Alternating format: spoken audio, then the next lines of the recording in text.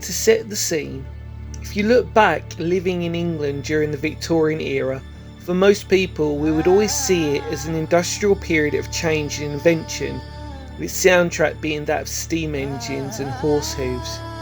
So it's no surprise that in the vast, rich, open landscape of Scotland, that really apart from the towns and cities, not much had changed. During this part of history, Queen Victoria was sitting on the throne, and it was noted that the Queen, along with her husband Prince Albert, would visit Scotland on many occasions to escape London and its ever-expanding industrial growth.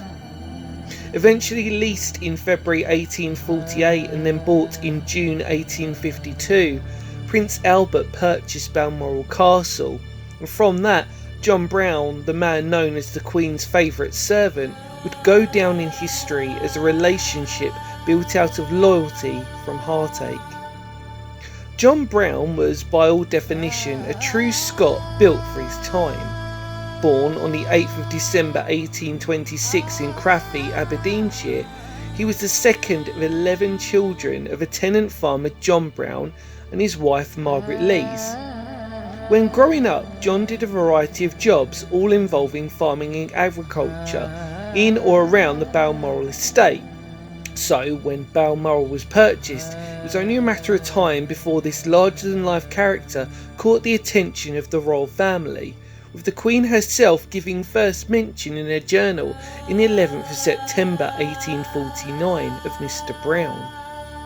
Because John had worked mostly in the stables, even being a stable boy on Sir Robert Gordon's estate at nearby Balmoral in 1842, it was deemed that on request of Prince Albert that in 1851 he took the role of leading the Queen's pony, and then in 1858 becoming Prince's gilly, which duties would involve him loading his gun and being his shooting guide in and around the estate.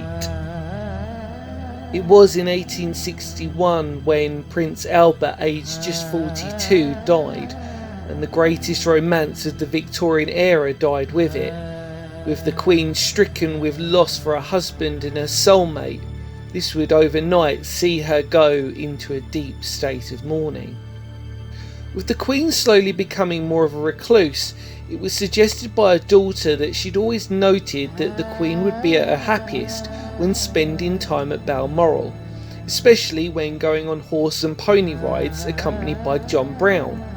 So, in December 1864, John Brown became a full-time servant to the Queen.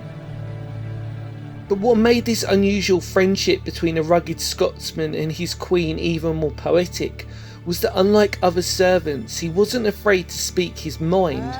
And even though this would cause friction amongst others in the family and the household, for the Queen this would be a sign of undivided loyalty and caring, of which, apart from Albert, she would share a kinship with. Even in one of the most dramatic parts of their friendship, when in 1872 John Brown knocked down a would-be assassin in what would be the 5th attempt on Queen Victoria's life. And because of this, the Queen created 2 medals for him, the Faithful Servant Medal and the Devoted Service Medal, as well as other gifts for his service and loyalty. In the end, John Brown died on the 27th of March 1883, aged 56. The Queen would write that he was the best, truest heart that ever beat. But really, the story of John Brown's life is more than just the relationship he had to Queen Victoria. It's that of a man whose loyalty without compromise to his own background made him the humble and faithful human being that we can surely all aspire to be.